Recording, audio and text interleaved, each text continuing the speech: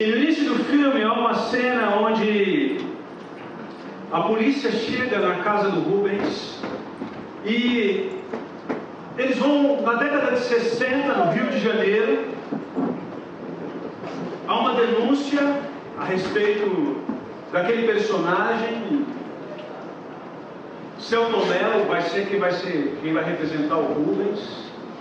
E há uma mudança de paleta no filme. Quando eles chegam na casa do Rubens, eles fecham as cortinas. E a partir do momento que as cortinas são fechadas, o filme fica cinza. Já não é mais aquela cena da década de 60 no Rio de Janeiro, sol, praia, não tem mais luz. Quando as cortinas são fechadas, quando o DOPS chega na casa dele e o leva para averiguação, e nunca mais ele volta, sua família não tem mais o seu corpo a ser sepultado, muda a coloração do filme, proposital. Walter Salles vai fazer isso. A cortina fecha, aquela família está esperando o pai. E todo o filme, ele gira em torno de uma expectativa que a qualquer momento o pai vai chegar, mas os filhos parecem que têm a impressão que o pai está em casa. E eles vivem essa cena durante todo o filme. O pai não volta. A família não teve o corpo do pai para sepultar. Aquela cortina foi fechada e a vida daquela família se torna cinza. Os brados da cruz, a segunda mensagem, o cenário parece ser esse, parece que as cortinas da história se fecham. O relato bíblico vai dizer que houve trevas. E agora, no segundo brado, Jesus vai olhar para aqueles dois criminosos. E eu queria pedir que você me acompanhasse a leitura de Lucas, capítulo 23, os versos 39 a 43 da palavra de Deus, que será projetado aqui, e você vai poder acompanhar de acordo com outros textos também. Eu leio na NVI, eu leio o texto sagrado na NVI, e vai dizer o seguinte: um dos criminosos que ali estavam dependurados lançava-lhe insultos. E ele dizia: você não é o Cristo? Salve-se a si mesmo e a nós. E o outro criminoso, porém, o repreendeu, dizendo: você não teme a Deus, nem mesmo estamos sob a mesma sentença? Somos punidos justamente, pois estamos recebendo o que os nossos atos merecem. Mas esse homem, ele não cometeu nenhum crime. Então ele disse: Jesus, lembra de mim quando entrares no teu reino. E Jesus respondeu: em verdade lhe digo que hoje estarás comigo. O segundo brado de Jesus na cruz, nós vamos trilhar 7 brados. Na semana passada a gente viu o primeiro brado: perdoa porque não sabe o que faz. O brado de perdão. O segundo brado é um brado de salvação. E esse texto, alguns dizem que esse texto é a melhor maneira de matar algumas heresias com uma cajadada só. E ele diz, por exemplo, o que acontece na hora da morte. Eu não sei se você já assistiu aquele filme Ghost. E a cena é ele no chão, já em óbito, e ele sai, ele fica observando. E quando eu era criança, eu falava: será que vai ser assim? Será que vai ser assim? O que acontece depois da morte?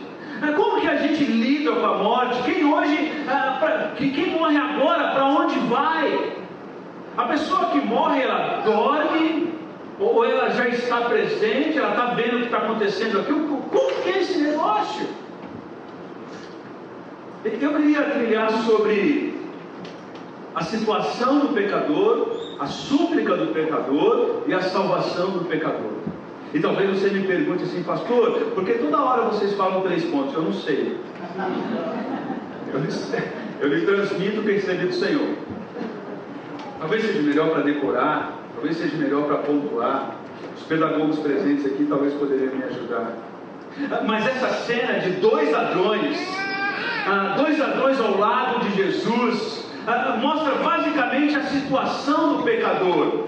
A situação do pecador nada mais é do que gente que o sofrimento lhe faz mais orgulhoso, ou o sofrimento faz com que ele se arrependa. Alguns de nós achamos que o simples fato de sofrermos vai nos fazer pessoas melhores. Mentira. Em alguns casos, o sofrimento torna as pessoas piores. E aqui você tem dois homens, um orgulhoso e o outro arrependido, nessa cena da cruz. Porque é essa a situação da humanidade. Tem gente que sofre e sai do sofrimento melhor. Tem gente que sofre e sai do sofrimento pior. E lidar com isso é extremamente importante na minha e na sua vida. E a gente precisa lidar com o conceito de pecado, porque basicamente o texto está dizendo, essa situação do pecador, é que esse homem lançava insultos a Deus. E talvez uma outra versão vai dizer que blasfemavam. Nada mais é do que esse conceito de blasfemar, de desacreditar do divino, falar mal do divino. Há um texto nas Escrituras que Jesus repreende aqueles homens e diz que eles não teriam perdão porque eles blasfemaram contra o Espírito Santo. Blasfemaram contra o Espírito de Deus, que na nossa leitura posterior, Atos capítulo 2, é o Espírito Santo. O que eles blasfemaram contra Deus? Eles disseram que o que Jesus estava fazendo era obra de Beelzebu, e Beelzebu era o principal entre os demônios. Eles viram Jesus fazendo algo, e quando viram Jesus fazendo algo, atribuíram as obras de Jesus a Satanás. Eles blasfemaram. E aqui você tem alguém que lança insultos, que blasfema. Ele vê o Cristo, ele vê o que está acontecendo, ele blasfema. Talvez a gente não blasfeme como outros blasfemam, mas talvez a gente viva indiferente. Deixa eu dar um exemplo do que eu estou dizendo. Há um tempo desse atrás eu estava na Dutra, na rodovia Dutra, e eu estava passando ali em frente àquele prédio da igreja da cidade. E eles construíram 3 cruzes lindas ali. Já viu aquele monumento ali? 3 cruzes. E aí eu olhei e falei, nossa, tem cruz aqui. E a pessoa que estava do meu lado falou, pastor, até hoje você não viu isso? Eles mas nem pediram autorização para mim, para colocar. Brincadeira. E ficou lindo, você vê de longe. Mas sabe qual é o problema? Eu passava ali e não olhava. Estava vendo outras coisas. E eu e você corremos um risco, abre aspas, de blasfemar, não falando injúria, mas ignorando o fato da cruz existir. Passar por ali, dando prioridade a outras coisas e não olhar a cruz. Dá para entender? Talvez a gente não use palavras de insulto, mas talvez a gente viva indiferente. Sabe por que isso? Porque eu e você temos um problema. Eu e você temos um problema. Esse problema se chama pecado. A Bíblia vai dizer, em Romanos capítulo 3, versículo 23, vai dizer o seguinte: pois todos pecaram e estão destituídos da glória de Deus. Não há um justo sequer. Não há ninguém que busque a Deus. Sabe o que o texto está dizendo? Que eu e você, se não for por obra do Espírito Santo de Deus, nós não conseguimos olhar para a cruz pelos nossos próprios esforços. Sabe por quê? Porque eu e você nascemos em pecado. Eu não sei se você sabe, mas eu sou avô. Minha neta é linda. Ela é para mim assim, basicamente, abre aspas, isso é só uma paráfrase, tá? Ela é para mim assim, basicamente a 4ª pessoa da Trindade. Mas sabe o que é duro? Ela já começa a fazer coisas erradas. Para mim não. Para mim não. Ela não faz coisa errada para mim.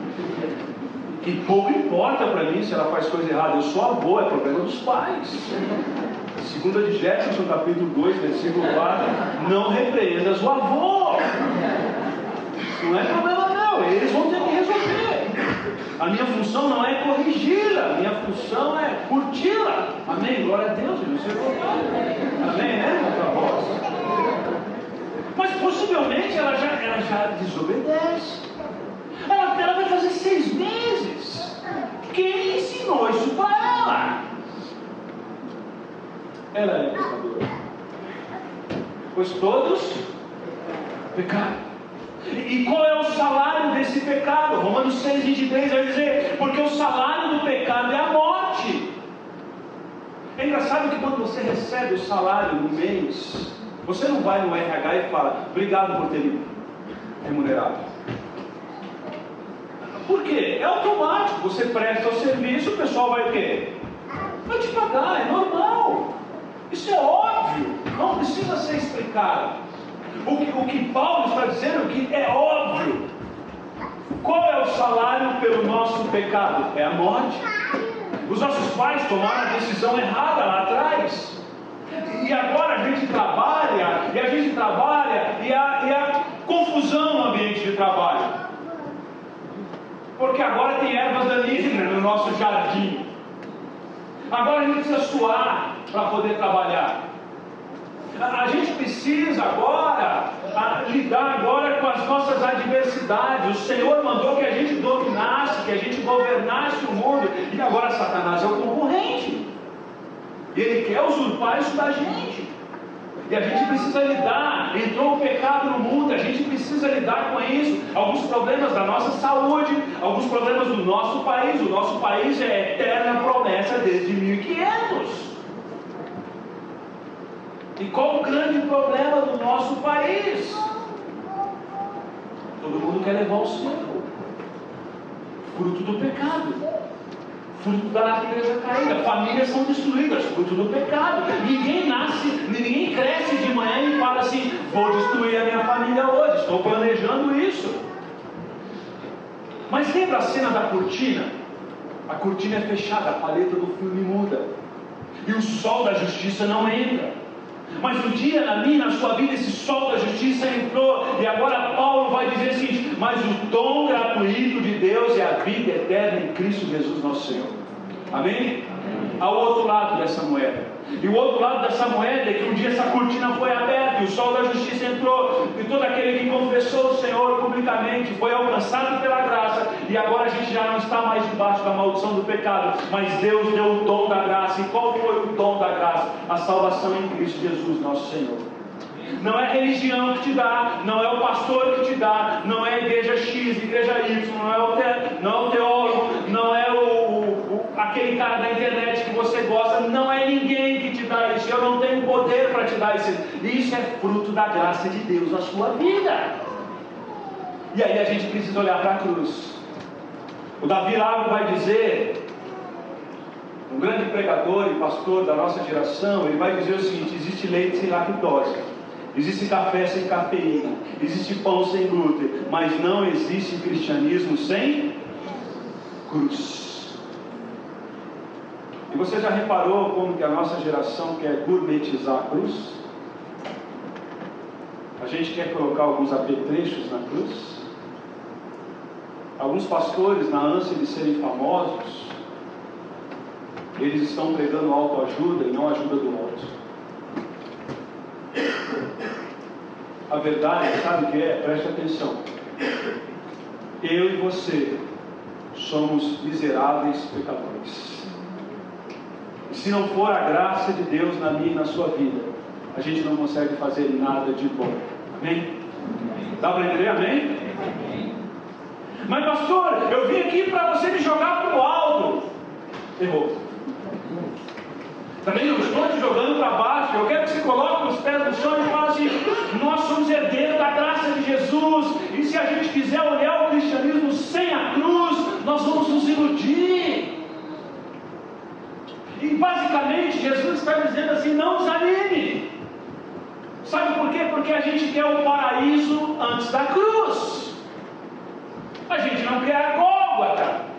E Jesus está dizendo assim: todo aquele que quer me seguir deve fazer o quê? Pegar a sua cruz e seguir. E a sua cruz não é nenhum parente seu. A sua cruz não é só um ambiente de trabalho, não é esse governo que está aí. Aliás, não é a cruz, é as 10 pragas. Desde 1500, todos os governos. Abre aspas, Augusto Nunes vai dizer: defender político no nosso país é como ter uma crise de ciúme dentro de um prostíbulo. Não é esse sistema que eu estou dizendo. O que eu estou dizendo é o seguinte: eu e você teremos lutas. E basicamente Jesus está dizendo assim: deixa eu te dizer, não desanime de carregar sua cruz. E Jesus está dizendo: eu carreguei e deu certo, pode carregar porque vai dar certo na sua vida. É isso que ele está dizendo. Eu vou estar com você. Então muito cuidado para não deixar seduzir. Lembra da crônica de Homero? Basicamente ele tinha que atravessar aquele canal e tinha os barcos em volta e as sereias, os marinheiros tocavam flautas, tocavam instrumentos lindíssimos, e se ele ouvisse aquele som daquele instrumento, ele não chegava no objetivo que ele tinha para ele.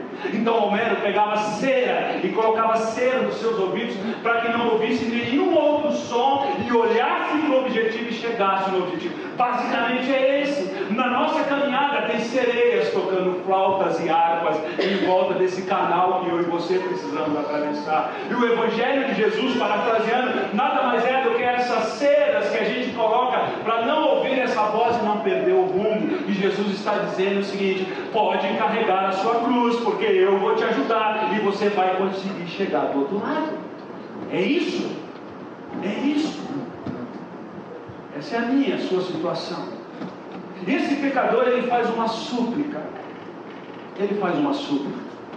E ele diz o seguinte: Jesus, lembra de mim quando entrares no teu reino. Muito cuidado com essa súplica, porque às vezes a gente acha que salvação é o ingresso de entrada para o céu.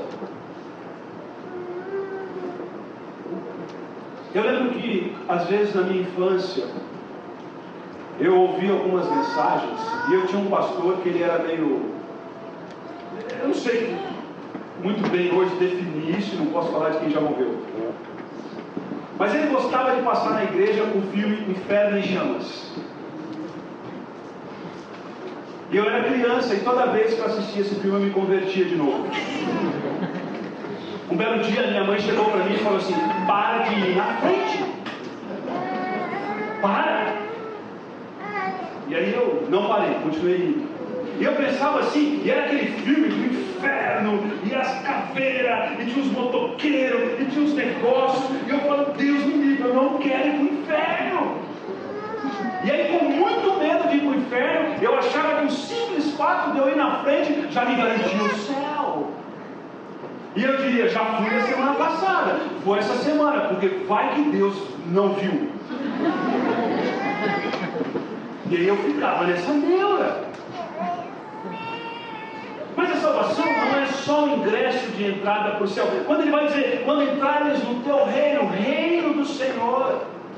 E essa súplica do pecador aqui, a gente precisa entender um pouquinho. Coloca o texto por favor, Bruna, de Gálatas capítulo 3, versículo 13. Eu vou pular o Hebreus e vamos para Gálatas 3:13. Vai dizer assim: Cristo nos redimiu da maldição da lei, quando se tornou maldição no nosso lugar, pois está escrito: maldito todo aquele que for pendurado no madeiro. Basicamente Paulo está citando o texto de Deuteronômio. E basicamente isso aqui é o seguinte: vamos dar um exemplo aqui, deixa eu dar um exemplo para você. Imagina se hoje é normal nas igrejas ter cruz. Um dia a gente vai ter uma aqui. Bom? É normal. Mas imagina se a gente no lugar da cruz colocasse uma cadeira elétrica, daquela que eletrocuta pessoas. Se você chegasse aqui, o que você imaginava? Ou se a gente mudasse, colocasse o símbolo do nazismo, o que vocês iam achar? Pois é, se um judeu ou um romano do primeiro século chegasse hoje na igreja evangélica, ele ia se escandalizar quando via a cruz. Porque o que era a cruz? A cruz era um símbolo de maldição. Era um símbolo de maldição. E é interessante que Jesus agora transforma o símbolo de maldição em símbolo agora de bênção. Por isso que Paulo vai falar em 1 Coríntios capítulo 1, versículo 18, ele vai dizer o seguinte: pois a mensagem da cruz é o quê? Loucura. A mensagem da cruz é loucura. O cara do primeiro século, quando via essa mensagem da cruz, isso é loucura. E Paulo vai ratificar isso. Vai dizer, pois a mensagem da cruz é loucura para os que perecem, mas para nós que somos salvos é o quê? Então Deus aqui, pela pessoa do nosso Senhor Jesus Cristo, Ele é um especialista em transformar símbolos de maldição em bênção. Dá para entender isso? Deixa eu te dar um exemplo do que eu estou dizendo para a gente poder entender. No nosso país, graças a Deus, a gente tem na internet ou em outros lugares, gente com ministérios com família,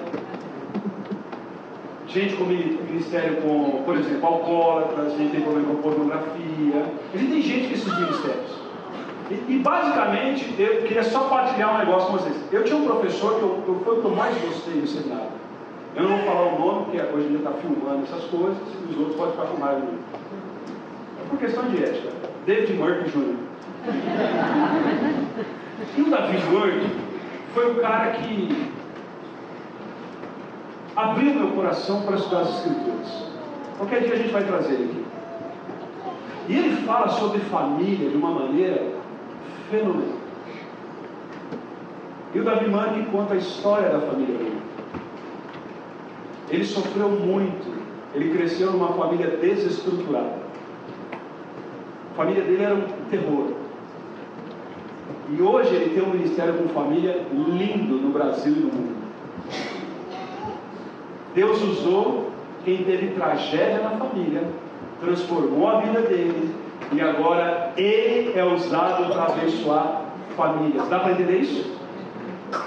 Deus é especialista em transformar maldição em bênção. Mas isso acontece quando a gente não deixa passar a possibilidade de pegar a nossa cruz e seguir Jesus. Quando a gente faz isso, a súplica é ouvida e Deus transforma símbolos de maldição em símbolos de bênção para que possam abençoar pessoas. Mas esse homem é salvo. E o texto mostra a salvação do pecador. A salvação do pecador. E aí Jesus vai dizer o seguinte: em verdade vos digo que hoje você vai estar comigo aonde? No paraíso. Você vai estar comigo no paraíso. Há um tempo atrás, eu ouvi uma reportagem sobre o emprego dos sonhos. O que para você é o emprego dos sonhos?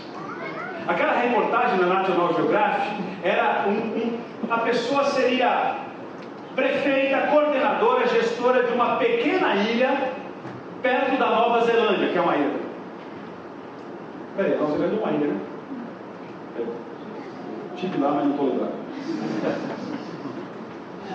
Ele ia ser o gestor de uma pequena ilha do lado da Nova Zelândia. E aí, o lugar, não precisa ver no mapa, não, pode ficar tranquilo.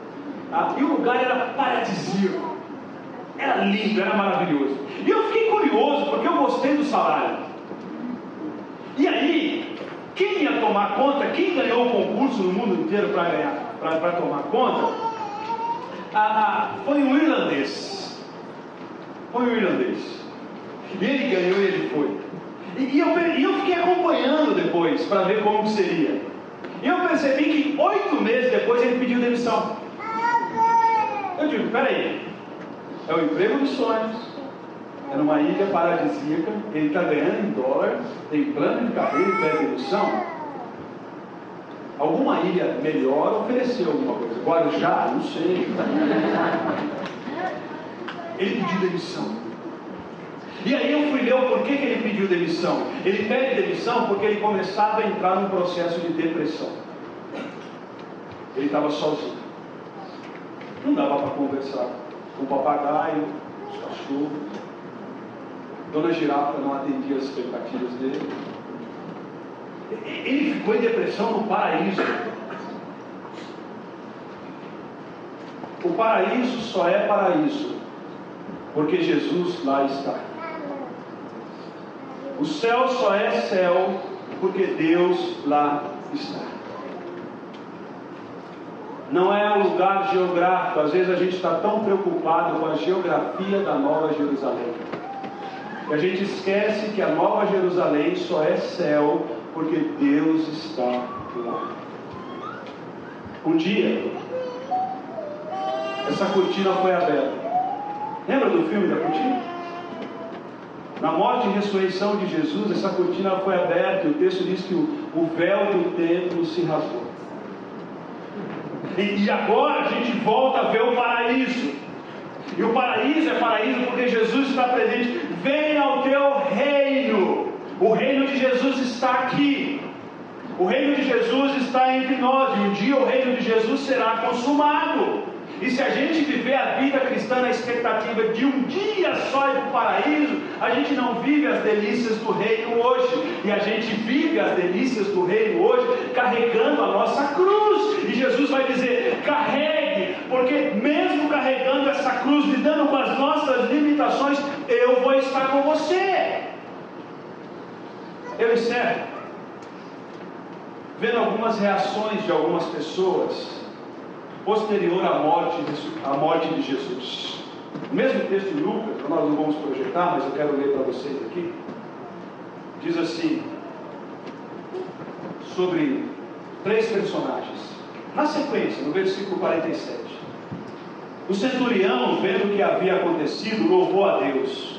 Certamente esse homem era justo. O centurião, ele viu essa cena. O que está acontecendo aqui agora? Do ladrão, perdoa porque não sabe o que faz. O centurião, quando viu aquilo, ele diz: verdadeiramente esse homem era justo. O centurião se converteu. Lá no céu, nós vamos encontrar com o centurião. Mas aqui o versículo 48 diz que todo o povo que havia se juntado para presenciar o que estava acontecendo, ao ver isso, começou a bater no peito e afastar. A multidão que viu isso, eles batem no peito, se emocionam, ficam um sentimento até aflorado e vai embora. E a vida continua exatamente a mesma. Quando a gente olha para a cruz de Cristo, a gente tem a reação do centurião ou a gente tem a reação da multidão?